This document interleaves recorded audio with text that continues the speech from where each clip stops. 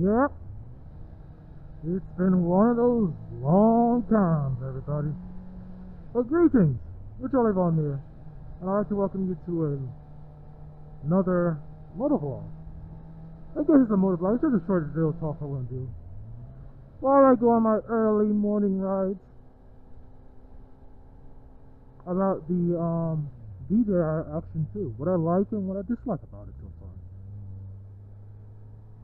So, yeah. Stay tuned while I navigate a garbage truck. Alrighty. So, DJI recently released the ACTION 2, which is a follow-up to their previous ACTION 1, or just ACTION camera, the Osmo camera. Things I like about it, it's a nice form factor. It's a cool design. It's like two boxes stacked on top of each other. When you have the module, whichever module you decide to use, either you can get a front-facing touchscreen module, or you could get a battery extender module, which gives you access to a SD card slot. So, not knowing how much the actual camera could hold on its internal storage, I got the one with the external card slot and the extra battery life. Because one thing about my GoPro Hero 9 is the battery life is trash. The battery life is so bad on those GoPros compared to like my previous cameras, like my Drift or my or even the Insta360 1R. It's about the same as the GoPro, I think.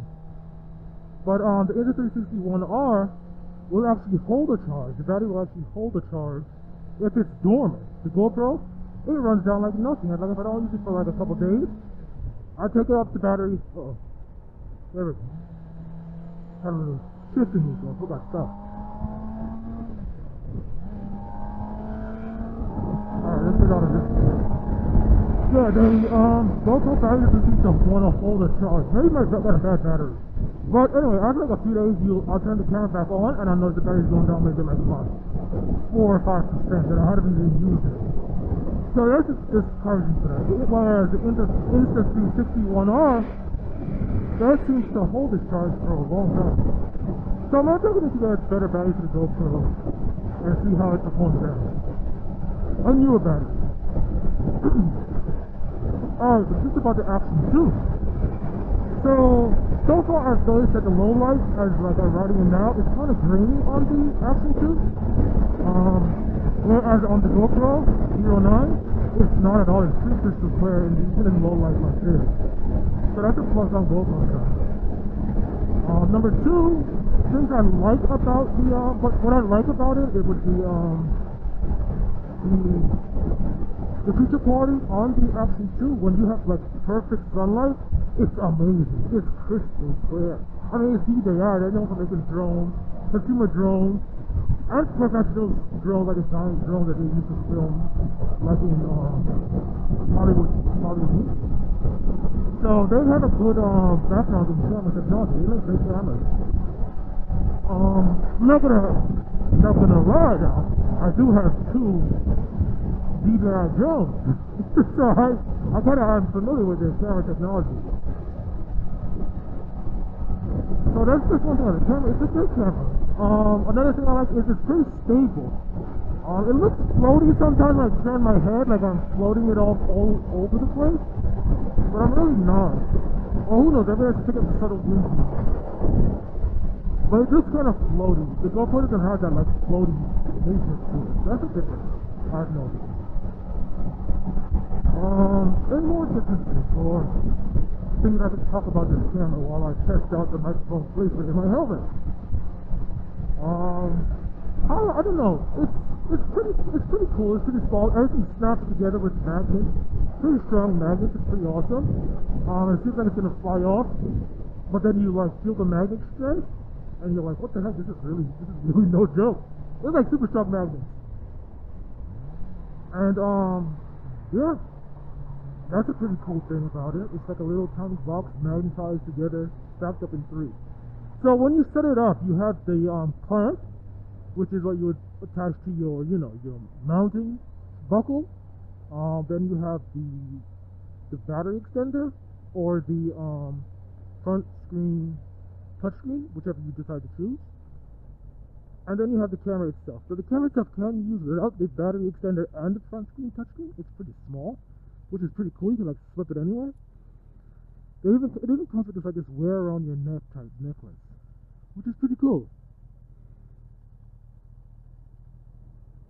So you can get all types of things. Let me just let this guy go. It's early morning, you know. You never know who's out. So I just can't let these people go. Sometimes I'm not getting into no foot race with anybody for any unnecessary reason. Like, I'm not out here racing people. I'm just out here enjoying my motorcycle. And this is the time I choose to do it because there's less traffic most of the time. And yeah, it's quiet. Why not get out and enjoy your motorcycle when you can?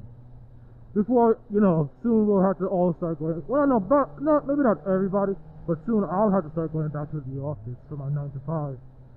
So then I'll be commuting every day and stressed out over the people who don't see my bike. So it's nice to get out in the morning when there's absolutely zero traffic and just ride my motorcycle, which as I've been doing since this pandemic started.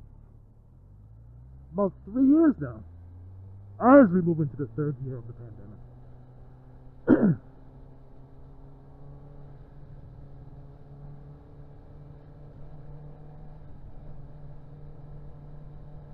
So yeah, I just wanted to test out the sound. I don't know why I did the clapping at the beginning of this video.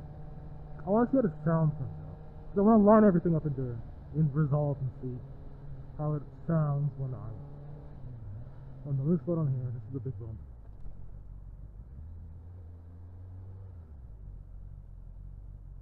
Oh, into the other ditch.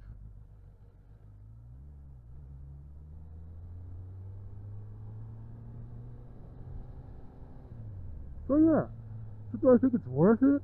I don't know yet. Give me a little bit of time. I'm gonna make a full-fledged review on the Action 2. And you know what? I think I'm gonna make it like a bonanza kind of video with all the action cameras stacked up together. So I'll use my Drift, I'll use my GoPro Hero 9, I'll use my Insta360 1R. But the Insta360 is kind of in this class of its own because it does, you know, it does the 360 video. So it's kind of hard to compare that to the others. Excuse me. So it's kind of hard to compare the Insta360 to the others. But I guess I could use that like front-facing camera module for it and then do a comparison. The front-facing camera module on the Insta360 is actually really good. And I know they have that this super upgrade version of it, like you get like on higher image quality. But I haven't bought that module.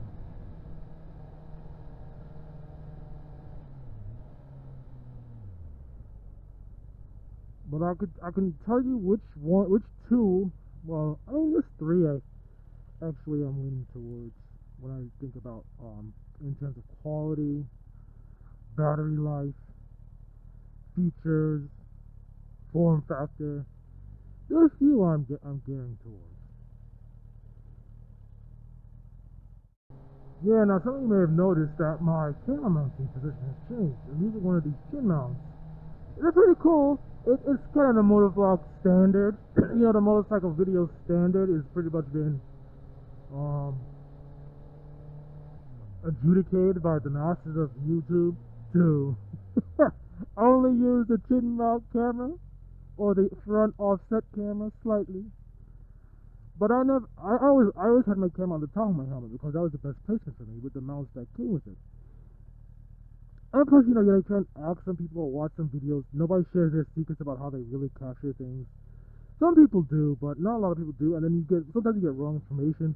Or the mounts, or when you watch the video, the mounts aren't available for purchase anymore. Or it's like or if you have a camera like I previously had, the Drift, I think it's the Drift, yeah. The Ghost, yeah, the Ghost. The Drift, yeah, the Drift Ghost. Yeah, Drift Innovations is the camera, the Ghost is the camera. Yeah. Doesn't really fit the chin mount. So I put it on top of my helmet. And that's where it was sat for all these years. But I think I like the placement of the chin mount. Because I never liked having to stand on top of the helmet because it creates a hard point of contact that, I don't know if I go over my handlebars. Like, I've been hit by cars before, so I've, you know, like, not been unscathed in my years of riding a motorcycle. But yeah, so, and like, anything can happen, you know? I don't want to create an extra area of impact.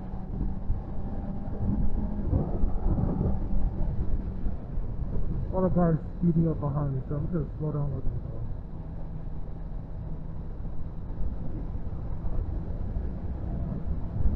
Yep, that's done.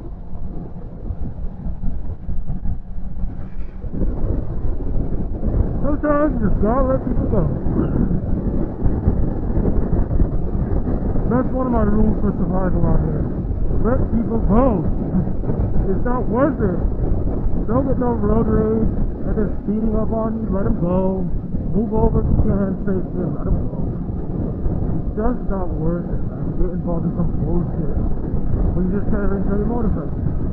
Or you're trying to get someone on your motorcycle. It's not worth it, but get at the advantage of one to get a fight. Because that person flips off, he can just like run you over. And be severe with you. So, it's best to try and keep a cool head. You can press all you want in your helmet. But like, don't scare people, don't give them the finger, because you never know what they have. They could have a gun, they could do anything, they could be crazy and trying to go out on the road. So, it's best to just let people go, just roll off your throttle. We all know who would win the race. It's not the Sebring. I'll tell you that much. It's gonna be the bike, so just enjoy yourself.